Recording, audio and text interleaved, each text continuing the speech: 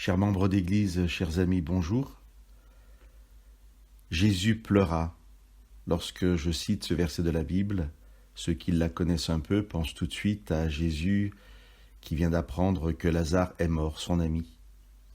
Il existe un autre passage de la Bible où il nous est dit que Jésus pleura et qui est moins connu, qui vient moins vite à l'esprit.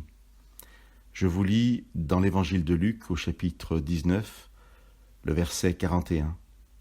Quand, approchant, Jésus vit la ville, il pleura sur elle en disant « Si toi aussi tu avais su, en ce jour, comment trouver la paix ?»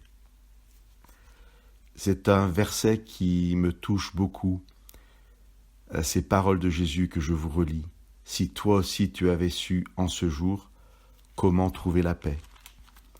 Cette phrase est prononcée par Jésus au début de ce que nous appelons communément la Semaine Sainte, c'est-à-dire la semaine de la Pâque, celle où Jésus mourra sur la croix et ressuscitera. Durant cette semaine, Jésus s'adressera à ses disciples dans une espèce de testament spirituel, et je peux lire au chapitre 16 de l'Évangile de Jean cet encouragement de Jésus. « Je vous ai parlé ainsi pour que vous ayez la paix en moi. Dans le monde, vous connaissez la détresse, mais courage, moi, j'ai vaincu le monde. » J'aimerais que chacun d'entre nous puissions vivre cette paix de Jésus, non pas parce que nous la méritons, mais parce que Jésus nous la donne.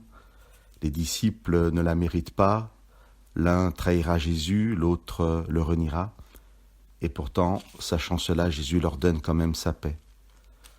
Alors que aujourd'hui nous puissions accueillir cette paix de Jésus, peut-être à genoux dans la prière si cela nous semble nécessaire, mais avec l'assurance que si Jésus est venu parmi nous, c'est par amour et pour nous donner cette paix dans les moments les plus difficiles qui puissent exister. Que Dieu vous bénisse. Amen.